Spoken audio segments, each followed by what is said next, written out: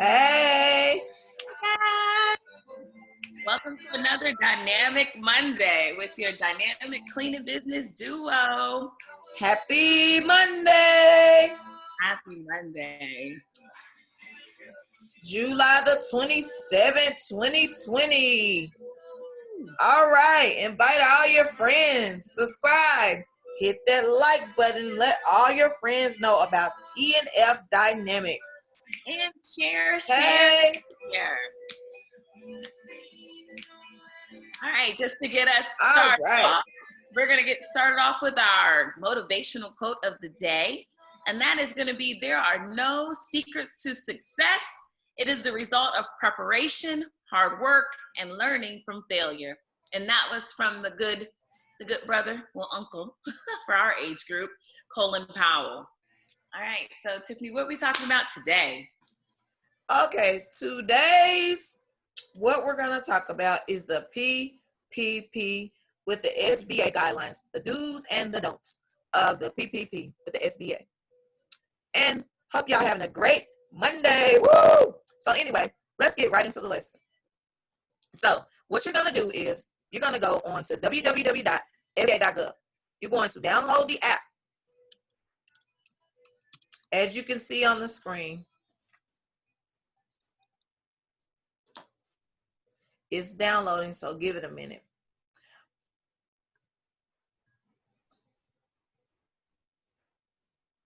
So you're going to put, if your business is a sole proprietor, partnership, a C Corp, S Corp, or LLC. Also, if you're an independent contractor is a person that hires another company for doing the work. So let's say you have a person doing a cleaning job for you, just buffing, waxing the floors.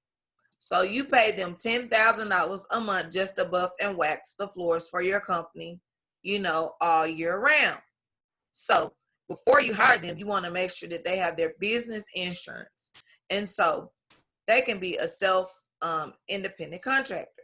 So this goes out to the people that are independent contractors. For other cleaning companies, you can apply for this PPP too.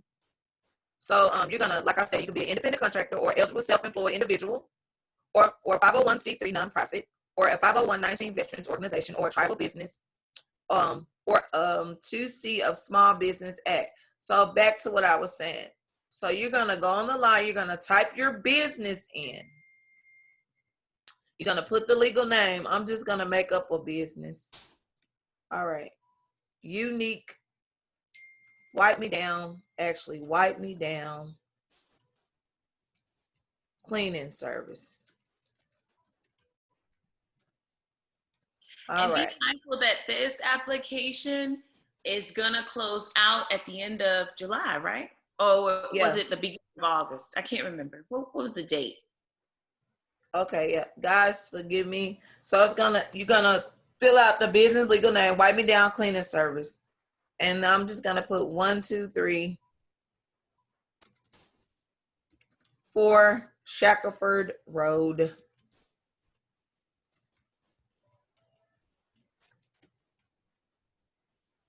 And I can go back and fix this. I think it needs to be fixed. So I'm just kind of showing you all what you need to do. Wipe me down cleaning services LLP. Let me capitalize that M because you want to go back over and make sure you're doing everything right. So like I was saying, 1, 2, 3 Shackelford Road. You're going to put the city. I'm going to put Little Rock, Arkansas because that's where I'm from. I'm just showing you guys how to do it. You're going to put in your business EIN number. Now, most people EIN number starts with the 84, so I'm going to make up a number 8655178. You got to put your business number. I'm going to do 501-123. 123. I'm sorry.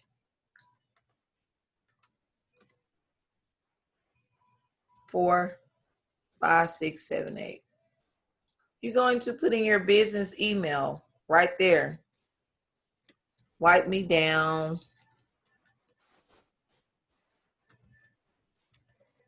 gmail.com.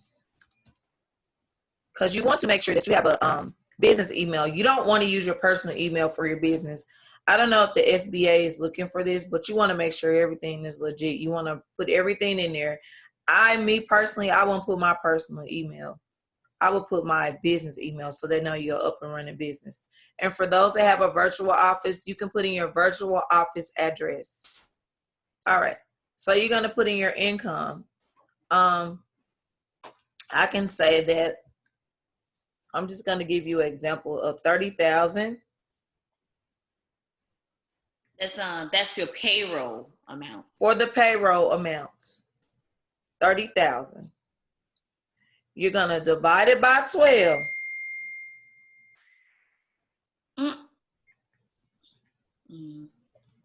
And the average monthly payroll will be $2,500 a month.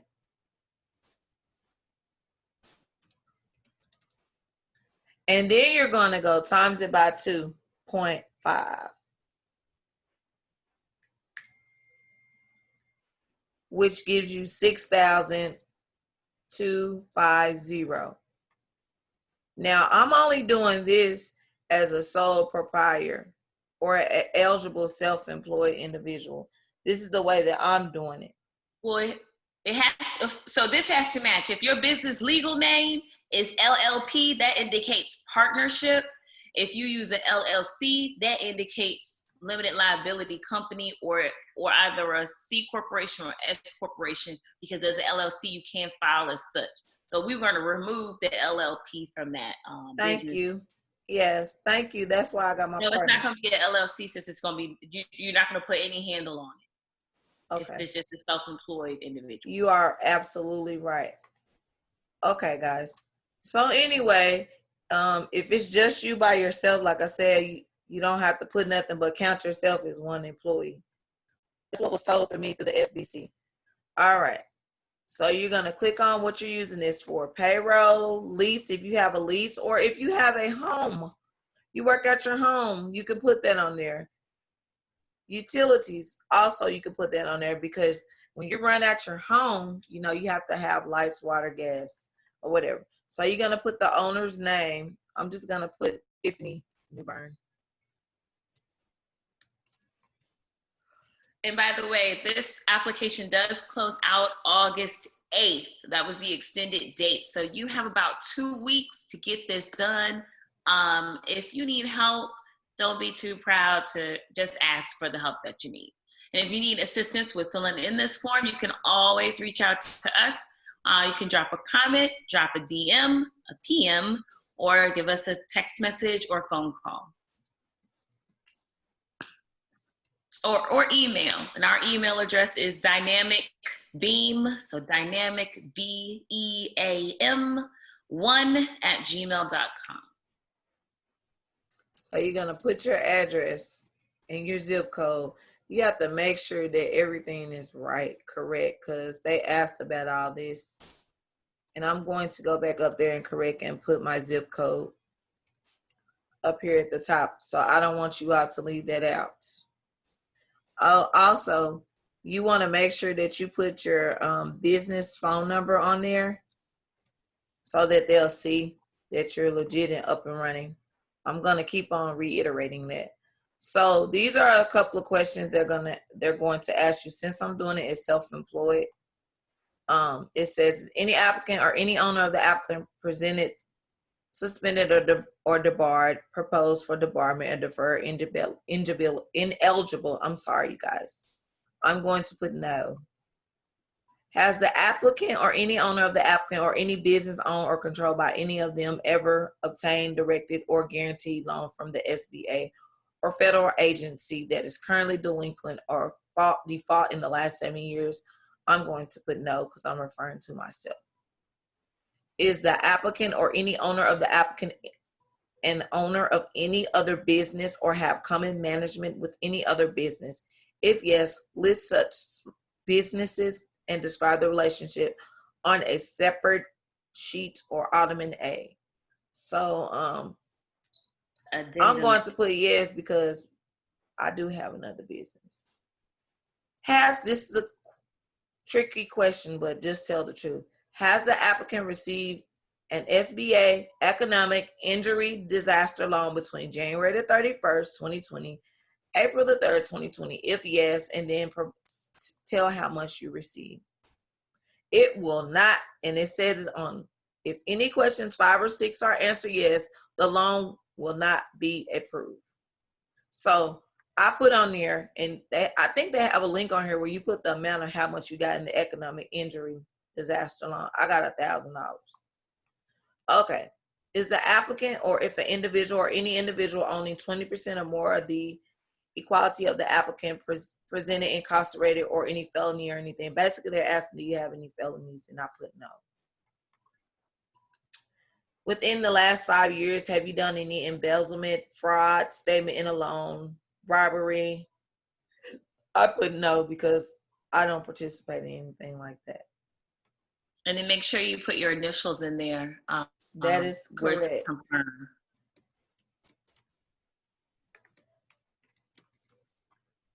Okay. Is the United States the principal place of residence for all the employees of the applicant, including in the applicant payroll calculation above? I'm going to put no. Now, when I put one employee, what that means is yourself. Because with this PPP, you have to pay yourself, as an income. You're going to put yes, because right. Your principal place of residency should be the United States if you're applying for United States funding. So if you are not a United States national, you would have to reach out to us offline, and then we'll look for information regarding that. I believe you would have to go through your own country for assistance. There you go. Is the applicant a franchise that is listed in the SBA franchise directory? No, I am not a franchise. I started from the bottom with no help. Okay. So you're going to answer these questions and put these initials, I guess, to make sure that you did the application right. And so you're going to put your initials right here and put TN. And like I said, if they ask you the question about the economic injury disaster loan, please put the amount. All right. Now, from what I heard, that the PPP, it depends on what lender that you find, that it can be in your account in 2 to 3 days. That's what I heard, but don't quote me wrong, because it depends on what bank you go to. And I know that Bank of America is not accepting applications. Arbis Bank is not accepting application. U.S. Bank is accepting application. You can always go back to the SBA.gov and you can click on matchlender.com. I do know that Intuit QuickBooks is accepting applications. And I do know the Lend Funding is accepting applications. So you're going to put your initials in here, and then you're going to sign it and date it, and then print your name and date it. Now, whatever lender, like I said, whatever bank that you find, they're the one that's going to be accepting your application. You can email it to them, or you can call your local bank.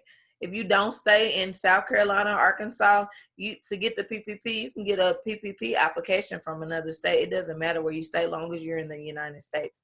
So typically, from what I see, that a lot of banks that are not big, such as Bank of America and U.S. Bank, the small banks, the small credit unions, they typically give your funds within 2 to 3 days. I noticed that. Now, these big banks, it's a process. So it just depends if you have a business bank account, and that counts with it too. If you have a business bank account, it has a lot to do with it already. I'm sure it won't be a problem with you getting approved. Also, the SBA is the one that issues out the money to the banks, the lenders. So all you need to do is fill out the application, step out on faith, don't be discouraged, and try to find you a lender. The deadline is August the 8th, 2020. You have so much time. If you can't do it yourself, check with the local CPA. I have a CPA. It doesn't matter if you're in New Mexico.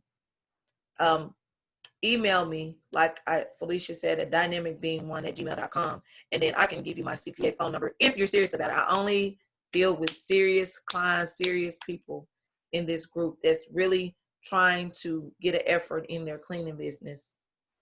If you're gonna waste my time, then you can probably just find out yourself. But be sure to go back and check over, make sure there's on your application, be sure to make sure there's nothing that you're missing out. And you just want to make sure it's right, because when you turn it in, you cannot go back. So if you double check behind yourself, then you can find out what eligibility that you will have for your loan. It's always good to go back and double check everything with the PPP. I think you only have 2 more weeks, but you can do this. Don't give up, because a lot of people get frustrated and nervous. Don't give up. Also, email me if you want to know how to follow your local SBA district. I know in Arkansas we have an SBA district office that you can go on Skype Business and you register, and it breaks it down. The PPP 101, the EDIL Advanced, the EDIL Loan. Now, you can get the PPP and the EDIL loan together. That doesn't stop you. But from my understanding by the SBA, and they told me this, and don't quote me wrong, if you're going to get the PPP and you're already getting PUA benefits, you're going to have to stop. So if I was you, I would distinguish which one will be beneficial to your company, because you can't get the PPP. Okay, you get 150,000 of PPP, but you're drawing unemployment. I would want the PPP instead of my unemployment. You just have to weigh your differences out. Also, with the PPP, I forgot to tell you all, it has to be 60% of the income going to payroll. And it says that. And as soon as you get approved with a lender, you need to go fill out the easy form, the loan forgiveness form. See, to me, in my personal perspective on the PPP, it's a grant, but they call it a loan because they monitorize everything that you're doing. So if I was you, if you get this PPP, please do not, and they said, do not relocate your business. Do not use it on student loans. Pay yourself. The purpose of the PPP is to, okay, like me, I was getting $10,000 to $12,000 a month. So what's the purpose of the PPP is to subsidize what I already had before the pandemic. And what this is called, it's called a loan, but to me, it's a grant because it can be forgiven up to 60% on payroll. For salaries, wages, vacation, this is all the payroll, medical, sick leave, health benefits. Rent, like I said, if you have a rent lease agreement, you're covered. I work out of my home, so I can show receipts for all that. Okay, with the PPP, you have 24 weeks of coverage. That means you have 6 months. So if I was you, I would turn this application, I would get it forgiven. That's why I call it a grant. It's just that the way the government has it placed with you all. All right. So again, you have 24 weeks to use this loan. If you receive the PPP loan before June the 5th, you can still use an 8-week period. All right. So it's the 60-40 rule. At least 60% of your loan, and I'm going to keep on repeating myself because I want you all to get this instilled in your minds, must be used for payroll costs. Sorry. You will be federally charged if you use this loan in any other capacity outside of what it's designated for, what it's designed for. So you need to really be mindful of how you are using these funds as well, because a few people were arrested in the beginning of the disbursement for these types of loans, and that's because they were either sending, they didn't have a business, or they were sending them to personal accounts. They were purchasing vehicles and things like that. You're really not supposed to. Now, if you pay yourself your payroll, you do whatever you want with your paycheck. Once you get it from your business account or whatever account this is dispersed from, you don't want to make any crazy purchases. You got to be very careful. Excuse me, sis. You good. And when you file your taxes, make sure you have a Schedule C. I know I had a Schedule C from last year. So what she's saying is right. We just bagging each other up. What she's saying is right. And like I said, if you have any questions, email me at dynamicbeing1@gmail.com, and I will give you your local SBA guidelines, and you can go on there, like I said, and download Skype Business, and I will get you in contact with your local SBA, because what I'm saying is everything that I'm telling you, the SBA will back up, because I got all my information from the SBA, and me and Felicia was talking, was studying and researching, because we're business owners ourselves. So keep all your receipts, keep all your recordings. That's why they say they want you to get a business account. Even if you don't have your Secretary of State documents, get you a business account that's doing business as. This is, I'm referring to the self-employees. Now, I have a business account. I don't have a doing business as, because they're monitoring everything. So, again, 75%. Hold on, I wrote it down. Y'all forgive me. Okay, so it's 25% to meet the requirements for the forgiveness if those changes were made due to COVID-19 between February the 15th and April 26th. You have until December the 31st to do so. So I encourage everybody to do the easy form forgiveness form. I encourage, because like I said, to me, it's not a loan. To me, it's a grant. They just monitorize everything that you're doing. So anyway, I hope that this video helped you all. Like I said, if you're looking for the lenders now, like I said, Intuit is helping, QuickBooks, Lending Fund, US Bank, and check with your local credit unions. I mean, the credit union will give you quicker than anybody else. Okay, another thing, what counts as your utilities expenses for your business? Electricity, gas, water, transportation, telephone, internet access are eligible uses of the PPP funds and qualifies for forgiveness. So if you got a $2,000 internet bill, you can use it with the PPP. But you got a 24-week period to use it. Make sure you keep up with all your documents. I take a lot of screenshots with my phone. All right. Another question. Can I prepay my rent or mortgage? No, prepayment is not allowed use of the PPP and is not eligible for the forgiveness. What counts as a mortgage interest? Any interest paid on a mortgage or property used for business purposes is an eligible expense that the PPP can be used for and qualifies for forgiveness. That's why we keep on saying you need to use it the right way. Mortgage interest on a warehouse you own to a store business equipment. Auto loan interest on a car you own to make business deliveries. I'm always moving around in my car for my business.